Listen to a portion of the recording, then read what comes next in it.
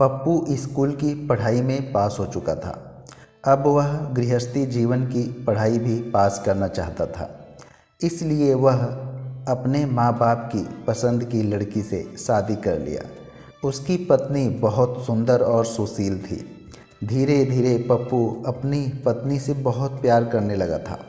पप्पू बहुत हंसी मजाक करने वाला लड़का था, जबकि उसकी पत्नी शर्मीली और शकी स्वभाव की लड़की थी। वह भी पप्पू से बहुत प्यार करती थी। वह दोनों आपस में बहुत हंसी खुशी से जीवन बिता रहे थे। लेकिन पप्पू का एक मजाक उन दोनों की ज़िंदगी में तूफान लाकर रख दिया था। अब उन दोनों में लड़ाई झगड़े होना शुरू हो चुका था। लड़ाई की वजह थी एक शर्मीली पहाड़न, जो उन दोनों के प्यार के बीच में आ चुकी थी। कुछ दिन पहले की बात है। सुबह के 7 बज रहे थे। पप्पू बाथरूम में नहा रहा था। तभी पप्पू के मोबाइल फ़ोन पर एक फ़ोन आया।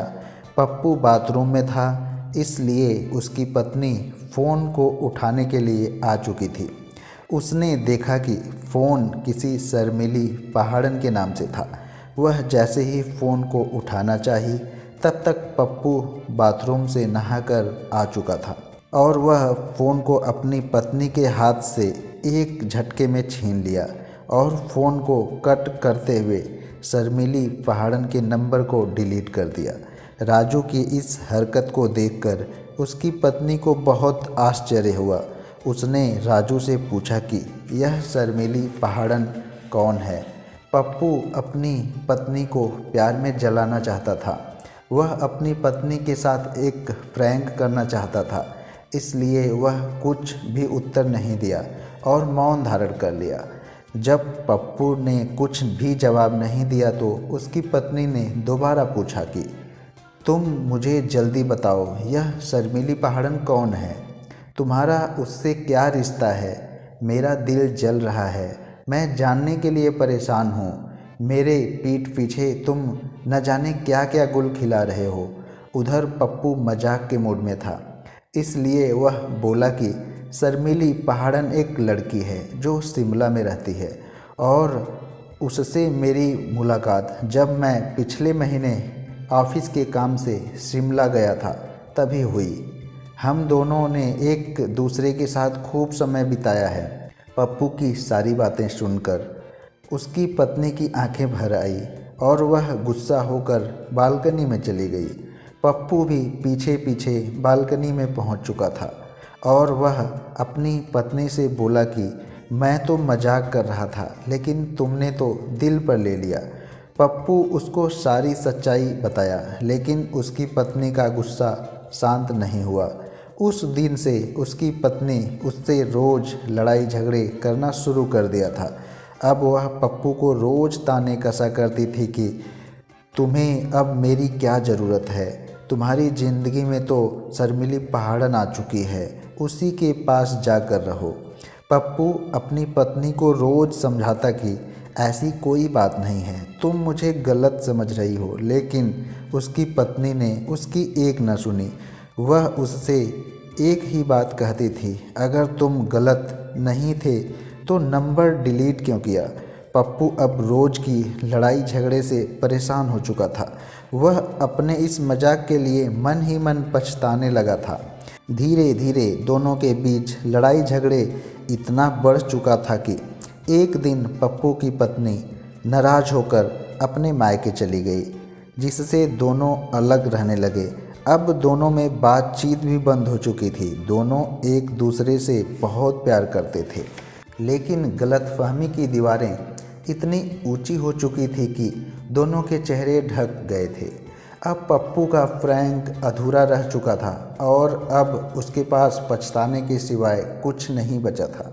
वह समझ चुका था कि एक पुरुष दुनिया की हर चुनौतियों से लड़कर जीत हासिल कर सकता है, लेकिन अपनी पत्नी से कभी भी जीत नहीं सकता। उसे अपनी पत्नी की बहुत याद आती थी। वह अपनी पत्नी को अपने पास अपने घर वापस लाना चाहता था, लेकिन उन दोनों के बीच शर्मीली पहाड़न दीवार बनकर खड़ी थी, जो दोनों को पास नहीं आने दे रही थी। अब पप्पू मन ही मन निश्चय कर चुका था कि वह शर्मिली पहाड़न के रहस्य को अपनी पत्नी के सामने लाएगा और जो उसकी पत्नी के दिल में गलतफहमी की दीवार खड़ी हो चुकी है उसे धराशायी करके रहेगा। सावन का महीना था। एक दिन पप्पू अपनी पत्नी के पास अपने ससुराल पहुंच चुका था। वह अपनी पत्नी से बोला कि मैं तुम्हें लेने आया हूं, तुम मेरे साथ शिमला चलो, मैं तुम्हें शर्मिली पहाड़न से मिलवाऊंगा। जब तुम एक बार उससे मिलोगी तो तुम्हें समझ में आ जाएगा कि हम दोनों के बीच क्या रिश्ता है और तुम्हारे दिल में जो मेरे प्रति गलतफहमी और शक की दीवार सीना ताने खड़ी है वह धराशायी हो जाएगी। अब पप्पू की सारी बातें सुनकर उसकी पत्नी शिमला में शर्मिली पहाड़न से मिलने के लिए मान चुकी थी। पप्पू ने शिमला की 2 टिकट बुक कराया और अगले हफ्ते दोनों शिमला में थे। शिमला में उन दोनों को 1 हफ्ते का समय गुजर चुका था।